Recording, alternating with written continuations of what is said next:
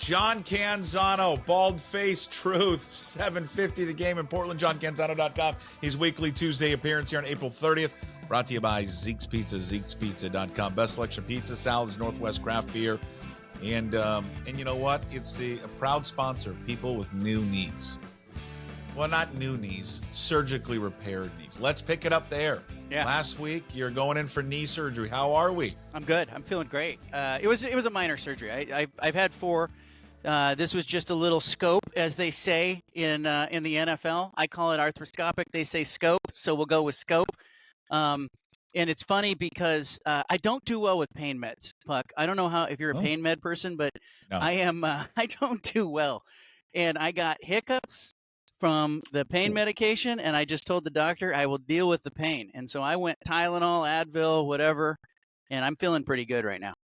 Now I'm going to play something. It's an applause sound. Let's see if you can hear it. Can you hear that? Yeah, I can hear it. I didn't know if that's coming through. Here's another one. How about this one? Thank you very little. Yeah, you're evolving here. This is interesting. Well, I don't know if it sounds good or not. Well, it sounds good to us, and then I'll listen back to it. It'll be terrible. All right. Yeah, I'm with you on pain medication. I can't take it. It makes me feel terrible. So I guess we're thankful we're not ending up like on some Netflix series, addicted to oxycodone and cotton. Right. All right. So that's good. But Sackler family, you can't get me.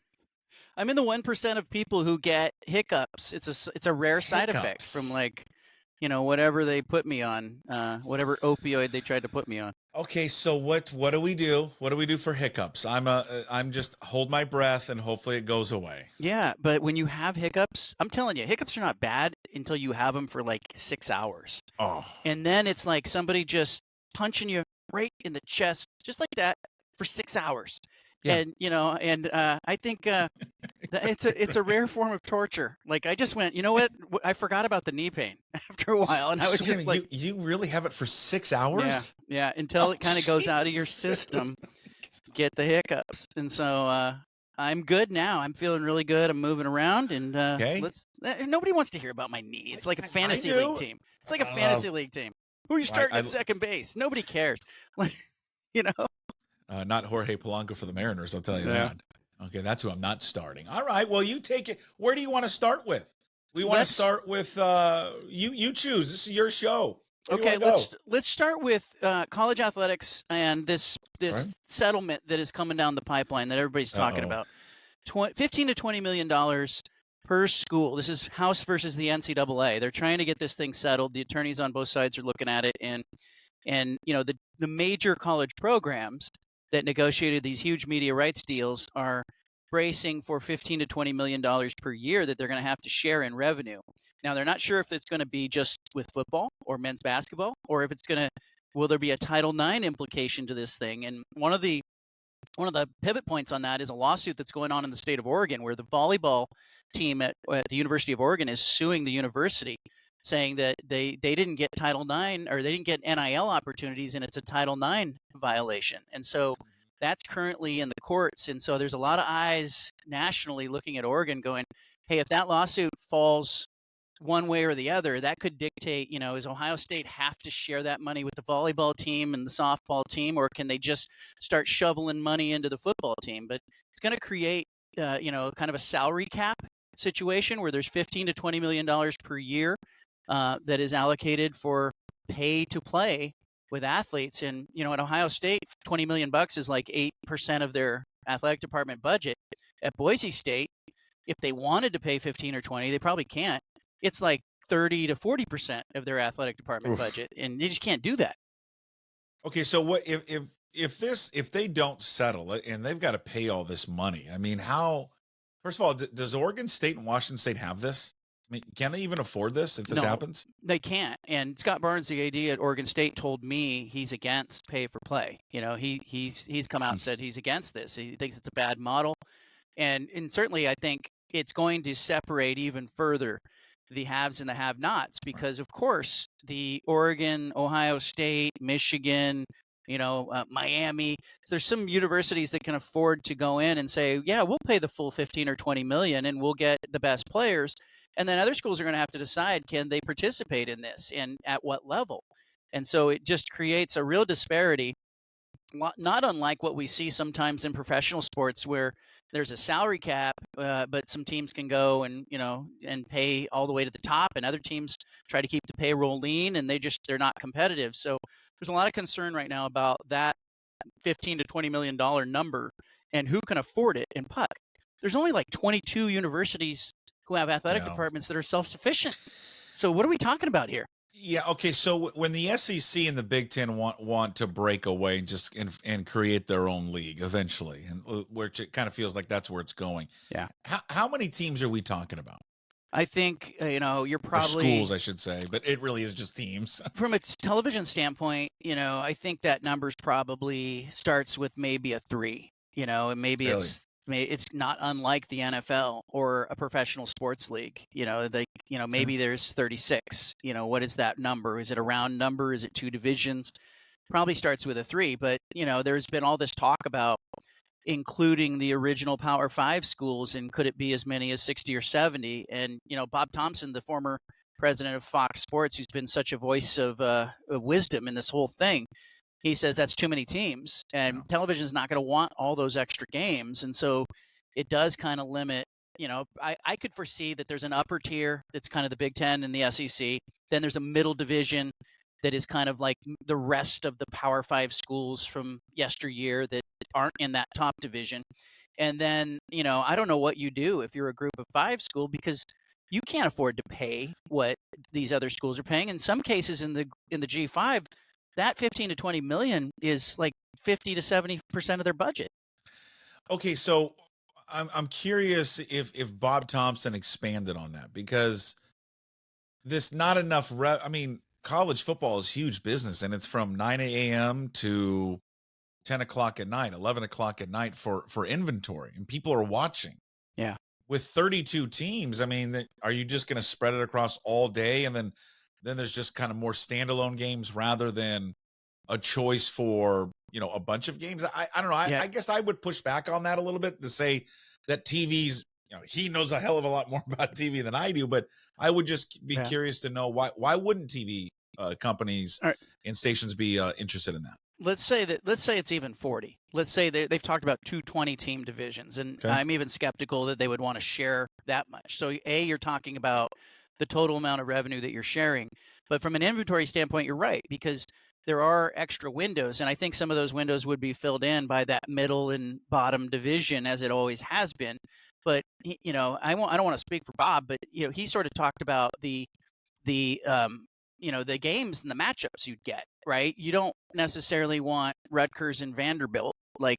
Television's not going to be thrilled over that one. They're going to want to pay in that top division for LSU, Ohio State, and Michigan, Miami, and they're going to want the best games and the best matchups, and they know that they don't have to pay more for that. But again, you should get him on. I think he'd be a great guest for you, because I think there's a variety of things that he could talk about and speak to. Yeah, because I get it. You would, for those TV, the partners, they would want the most attractive games they can possibly get. So, if you've got something at 9 and then, at noon and then, whatever, 3 and 7. I get it. Where are we? Okay, along those lines, the CW, you were on that, weeks ago when you talked about the CW network and the Pac-2 with Oregon State and Washington State. When do we get more, I guess, a finality to that, and what the schedule actually looks like, and then what about the people you've talked to? What about start times? And that's really, because you know what, the biggest gripe that I think a lot of fans have, and I'm sure Oregon State fans share this, because I would assume most of them live in Portland, and it's not a long drive. It's 2 hours, 2+ hours to get there. I think for Wazoo fans, you're talking about coming from Seattle, it's 5 hours. Spokane, it's 2 hours. Wherever, they'd like to know when the games actually start, and not be left open to, hey, it's a week out. All right, we're playing at 7 o'clock. Are they going to try and avoid those late start times with this new network? Yeah, that's part of it. And I think Kirk Schultz, the Washington State president, kind of signaled that very early on when he said something publicly about kickoff times and serving the consumer. And I expect that there's going to be daylight kickoff times with Washington State and Oregon State. Sure. Now, that CW deal, I was told about a week ago, 10 days ago, that they were in extra innings. They were just about to conclude it. I think they were waiting to make an announcement on the deal. There might be some extra pieces to it. There might be a game here or a game there that doesn't end up on the CW. Maybe they're tying that up. But I am told that, they valued exposure. They want to be on wherever, they can be on. Now, those ACC games that were on the CW, the good matchups got good numbers. But some of the bad matchups didn't get a whole bunch of viewership. But the point is, if you want to watch Oregon State, Washington State, you're going to have the chance to watch Oregon State, Washington State. So you're going to have to, if you're those two schools, you're going to have to marry a marketing campaign to this thing. It can't just be, hey, we're on, let's rely on the CW to put these games on. You're going to have to go out, you're going to have to spend some money saying, hey, this is why you should be watching.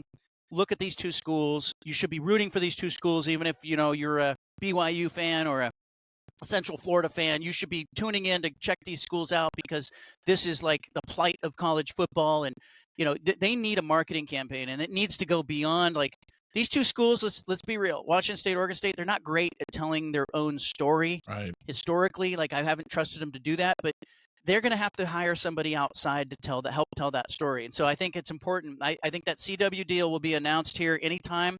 I was originally told it would be late last week. Maybe thinking it's coming in the next few days, but stay tuned on that because I think they're going to announce that they're going with CW. You can get it in 99.5% of American households. Then they're going to say, hey, guess what? Kickoff times, it's going to be light out when the game kicks off.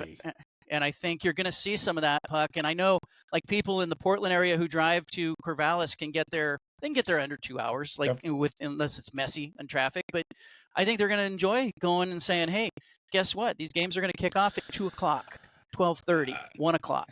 Yeah, I think when you are, staying at home and watching games. I mean, I love the 7 o'clock games, and those are fun. I mean, Pac-12 After Dark was great. I think when you're attending the games, it's brutal. It's just absolutely brutal. And if you are, especially Pullman, I mean, it's just a hard place to get to. You're not driving home after the game. I mean, even if a game's at 12:30, you have the opportunity to drive home. If it gets over at 4:30, you want to. At least you can make it work. So, is the ACC going to continue to have games on there, or no? Yes, the ACC still has some games that are contracted, and then they've got LIV golf and they have got a little bit of NASCAR that is on that network, the CW. The cool thing about the CW is they don't have a production arm, and so I kind of expect that the Pac-12 network is going to slide in there and maybe do other things for them. Yeah. So keep an eye on that as well. So, Oregon State, Washington State have both told me they were not after dollars here. They're not chasing the most money. This is not, it'll be I think it's going to be an underwhelming number. I've even heard people say they should pay to be, to be on air, right? I think the mission here is to stay visible. Yeah. And, the football product's got to be decent or better. And then you've got to stay visible. And so that's the short-term mission. And then the Pac-12 network, they've got live events all the way up until the semifinal of the baseball tournament coming up here in a few weeks in Arizona. The semifinal game is the final Pac-12 network live broadcast. It'll be like May 22nd. Roxy Bernstein's on the call. He said he's just kind of wrestling. He's sleepless right now thinking what he's going to say. He says, Ashley Adamson did such a great job signing off from the basketball tournament. So he'll have the last broadcast. And then Teresa Gold, the commissioner, told me yesterday that as of June 30th, the linear part of the Pac-12 network on your TV will go dark, June 30th. Oh, man. That sucks. That's when I guess just reality kind of kicks in. What are we focused on football with this? Does this CW deal? I mean, it includes basketball, right? I don't know.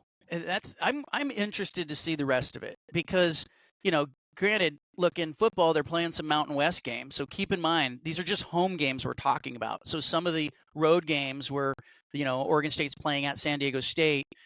For example, that's going to be on CBS or Fox. And so that'll be a Mountain West Conference broadcast. So it's not like they're only going to be on the CWs. I've heard some fans push back and say, this is terrible. They're not going to be on Fox. They're not going to be on, no, they're going to find their way onto those other networks.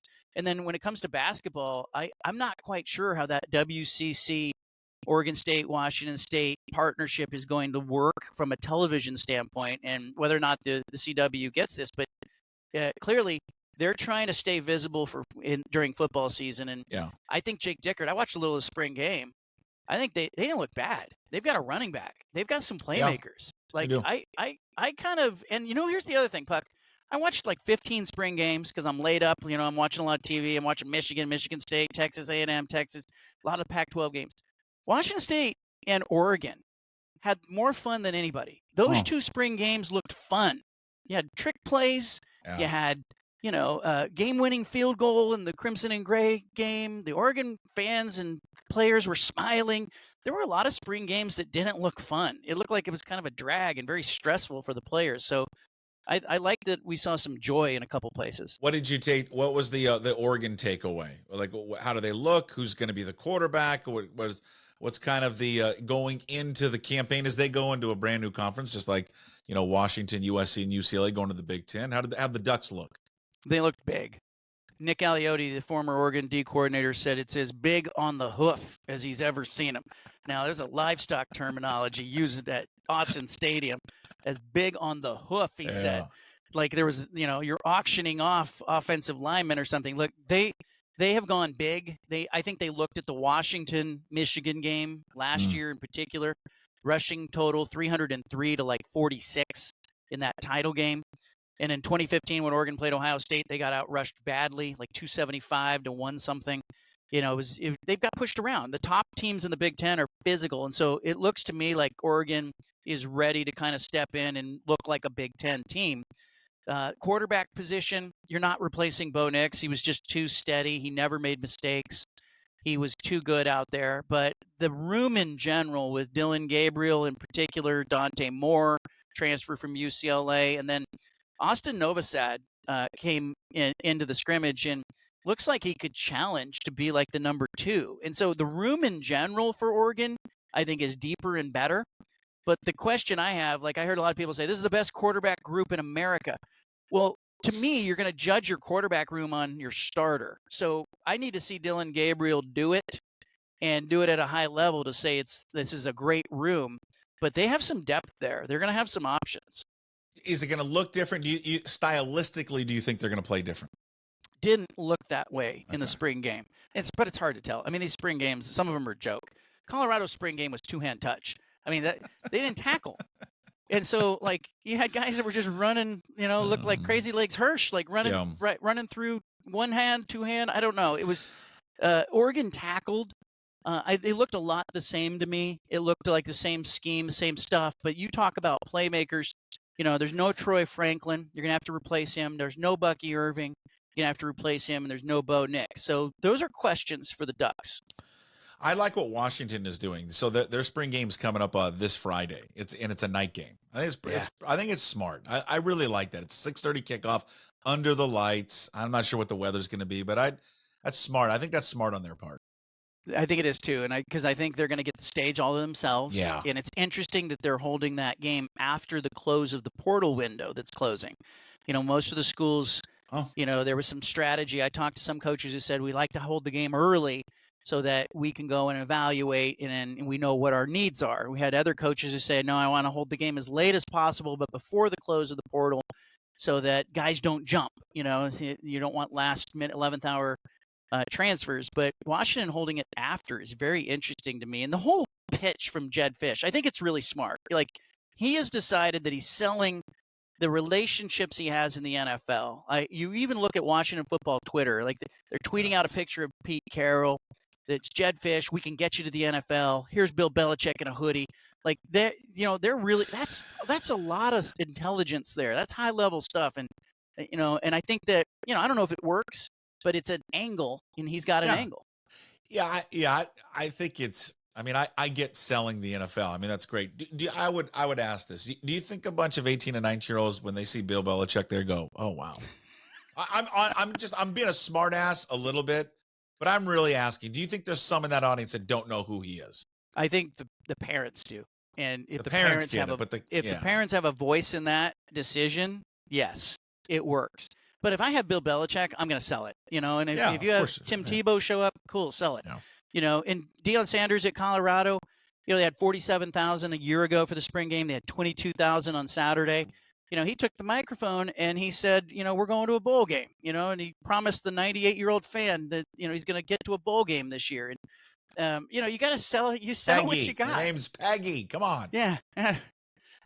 Everyone loves Peggy. She's 99. She's a twin. Wasn't she a twin, right?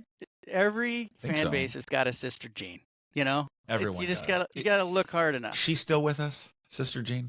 I don't know. Who's Oregon's Sister Jean? Do they have somebody? Is it Phil? Oh, or is yeah, it Phil Knight? I had an interesting story one time at Oregon. Or is it Phil Knight?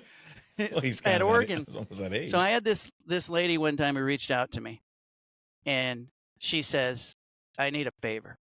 She says, "My husband died, and I have been spreading his ashes on the field at Autzen Stadium, bit by bit."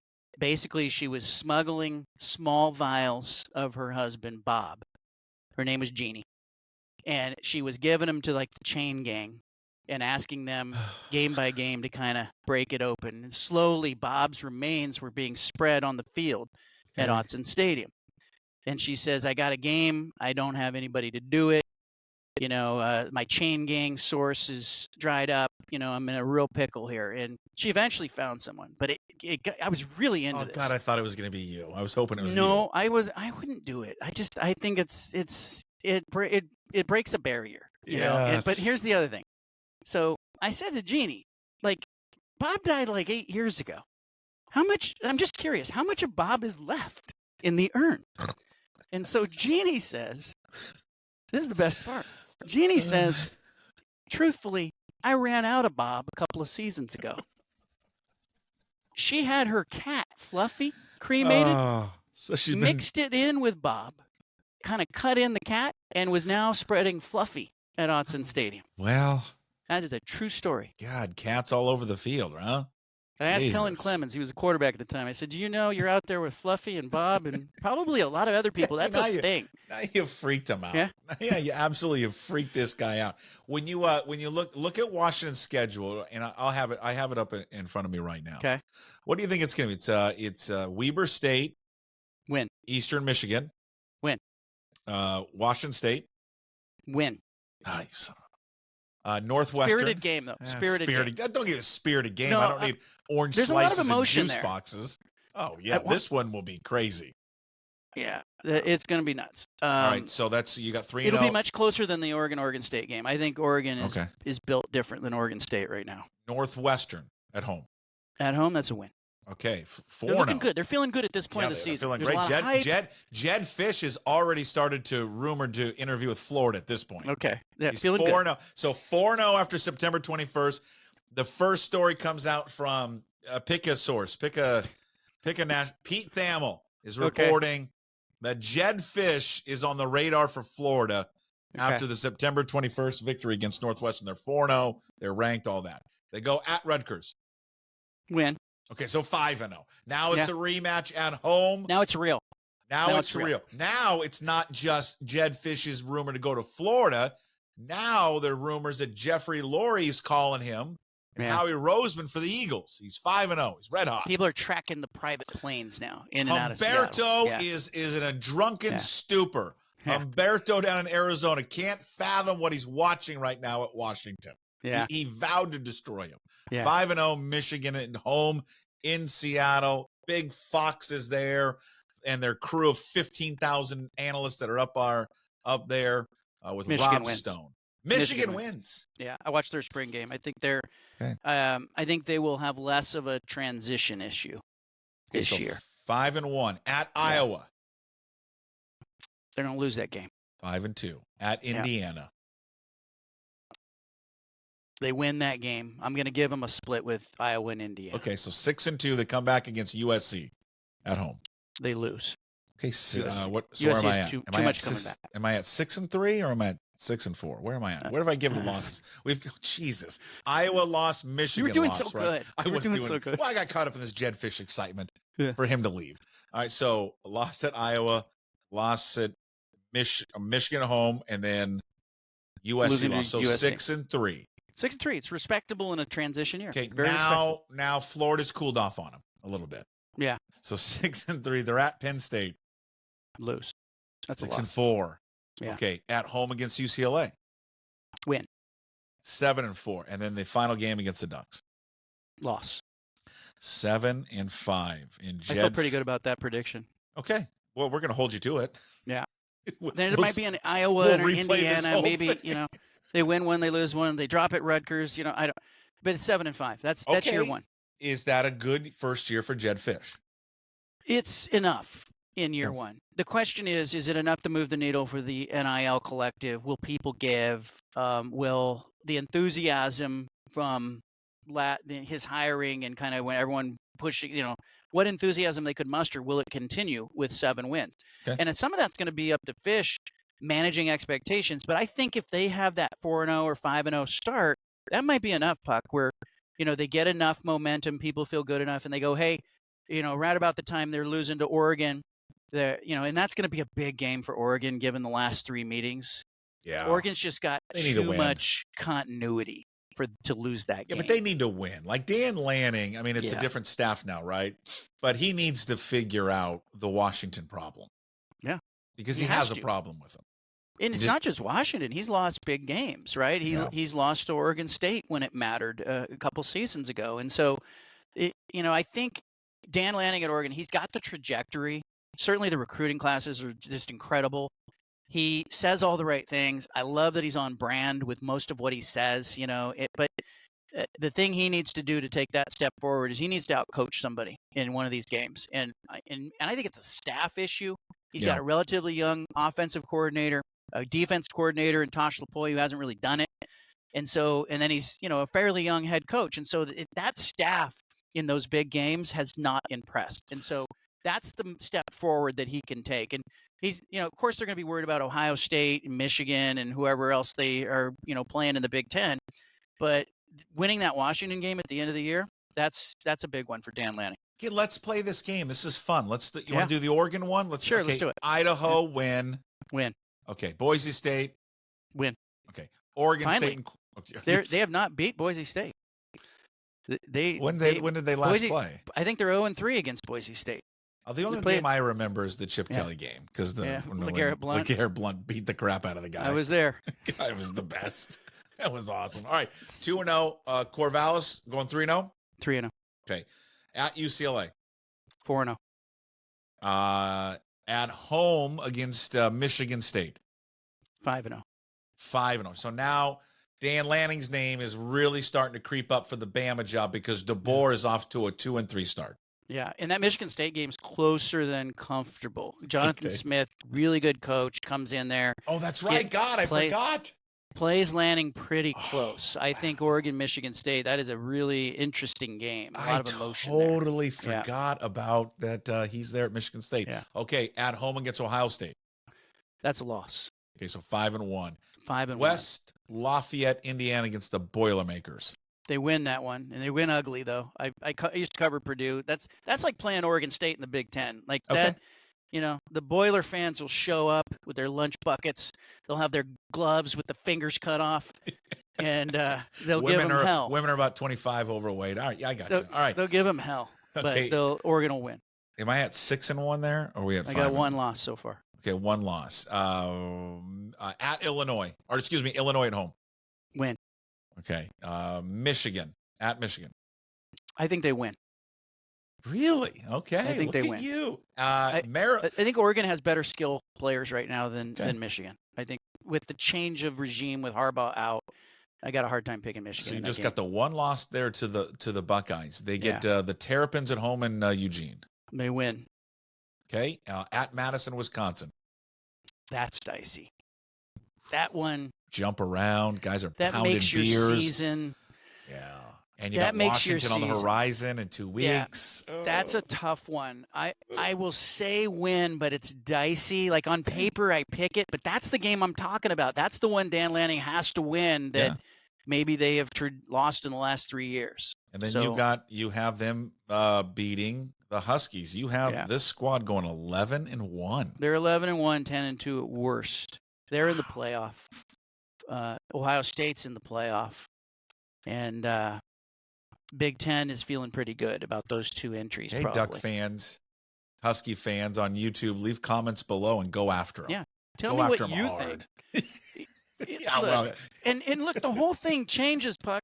I know. All we've seen is spring. Okay, Yeah. So if Oregon's quarterbacks show up and Dylan Gabriel, he can't see over the offensive line, right? They're Is he too small? big. Is he that tiny?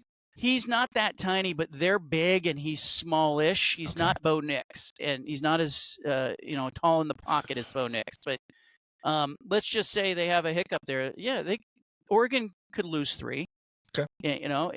There are some. Michigan State could come in there and beat them, but we've seen spring ball, and all I could pay attention to in spring ball is I was just looking for guys. I was looking for players. I was looking for players that jumped off the screen at me when I saw them, and I thought there were a few in the conference, but Arizona State looks better. Stanford and Cal look about the same to me. Stanford's a little better, but I think Oregon had the play. Oregon had guys, and they'll hit the ground running. Look, real quick, let's try to get through as much as this we can. The House case, we talked briefly on it. Do you think there'll be a settlement, or do you think this will actually go to court? I think it has to be a settlement for the Power 4 schools. They want a settlement. It's more favorable for them. It doesn't derail them. They're going to have to come to the table in a meaningful way. The question is that $15 to $20 million acceptable to just pay to football and men's basketball players, or is Title IX involved in this? That is a big piece of it. And I don't know what your viewers and your listeners think of this, but if Title IX is part of this, I expect that there's going to be some cutting of Olympic sports, because now you go, okay, there's just more mouths to feed here. You have to chop it down.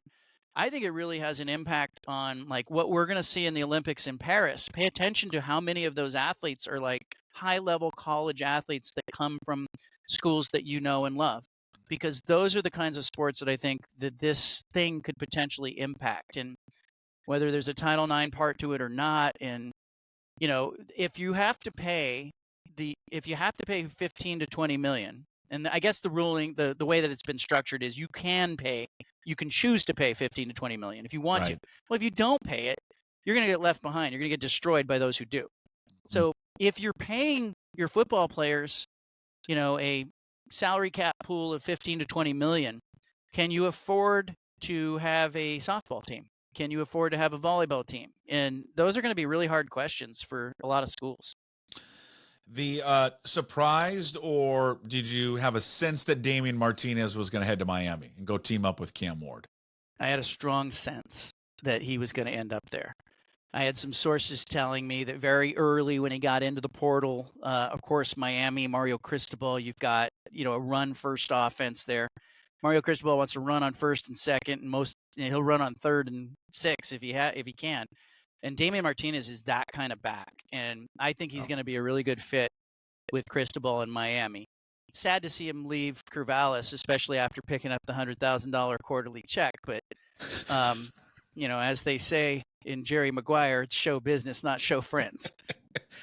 Let's recap quickly the draft. Do you like the landing spot for Bo Nix? I do. I think it's the best possible scenario for him. He's not a game changer as a player. No. He's more of a manager facilitator.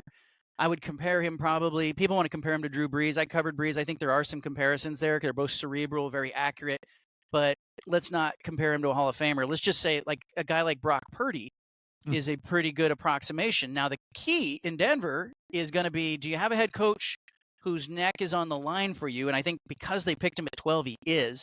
Sean Payton, this is his backside if this doesn't work out. And then secondarily, can he go out now, make trades, and make some maneuvers to get some pieces around Bo Nix? Because Bo Nix is not going to go out there and just kill people with his arm. He needs talent around him. And, there are some teams out there that have, the 49ers have got Deebo Samuel and Brandon Ayuk. Those are guys that could end up on different rosters. If I'm Denver, I'm on the phone right now with Kyle Shanahan. Michael Penix. Were you surprised he went 8th? And what the hell were the Falcons thinking? Do you make sense of? Do you understand why the Falcons did it, even though they paid Kirk Cousins? You could see in the videos, in that room, how excited they were to have Michael Penix. Oh, yeah, you should be. I think they were looking around going, look, their logic, it may be flawed, but think about this. How many teams in the NFL are going to go into this season and about midpoint of the season, they're going to go, we don't have a quarterback who can win us games. There are going to be a number of those teams. Atlanta's not going to be one of them. They've got Kirk Cousins for the now, and I like that for Penix, and they've got Penix for the later. Now, they will have a problem with Cousins' contract. Potentially, though, could they unload Cousins to somebody else who's one of those teams that's sitting around going, hey, we don't have anybody. Could they find him a destination? So I get the logic or the chess game they're playing, but the biggest problem I had with what Atlanta did, it's not the players. Because in the end, we're going to look back 3 years from now, Puck, and we're going to look at the first round and we're going to say, hey, there's 6 quarterbacks. How many of them made it? It's going to be 1 or 2. And everybody else is going to be dumb. But the problem I'm having with what Atlanta did was I have the number 8 pick in the draft. I am using the number 8 pick to solve a problem. Now, they may say our problem was we don't think we have the quarterback of the future. We got Cousins for now. That's great. But they created a problem in that room between Cousins and Penix. I don't care what anybody says. Oh, they talked. They've sorted it out. Joe Montana, Steve Young, Brett Favre, Aaron Rodgers, Jordan Love, hearing all this talk about all these things, these relationships, they have caused a problem with their number 8 pick. And so that is the biggest thing. I kind of wish they would have at least foreshadowed it to Cousins in some way. It signaled to him, not in a way that would have blown up the pick, but hey, look, we're going to make this move. You're our guy. We're looking at him 2 to 3 years from now. That way it's not a problem, because I think the way they did it suggests to me that there is some organizational dysfunction in Atlanta. Well, yeah. I mean, they're telling them while they're on the clock. Yeah. If that's true, yeah, it's crazy. 43 players drafted from the Pac-12. Second most in the final year of existence of this damn conference, right beyond the SEC. You had a great post on Twitter about how a team that's in the national championship, 2 of the top 10 picks, from this conference, number 1 overall pick, and this conference no longer exists. It is just, when I read that, it was a knife going through the chest, and you were twisting it even more. Yeah. And it just made me more angry that this conference is going away. And that conference, as you wrote, could not secure a media rights deal. Yeah, it sort of underscores the idea that it had nothing to do with the product.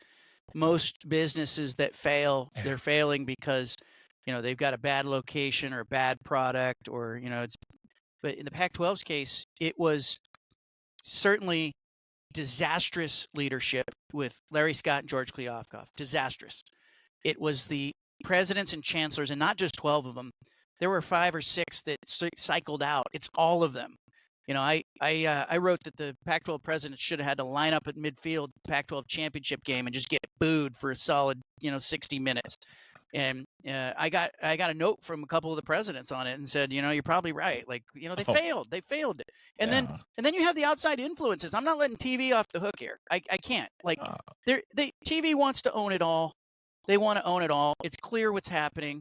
They play a role. They're an accessory here to the crime. But Pac-12 fans, I challenge anybody to look at what happened in the first 15 picks of the draft and not come away going, that was good football. That was a good conference. Deserved better.